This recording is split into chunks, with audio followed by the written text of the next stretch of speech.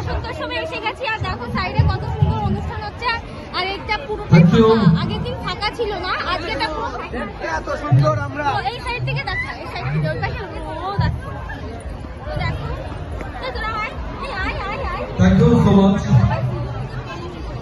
এবার সবাই হ্যাপি হোলি মানে আছে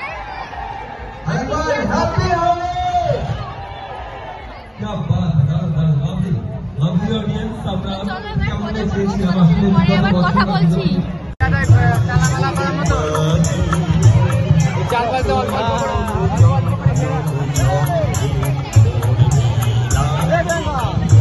তোরা কি করতে চাইছিস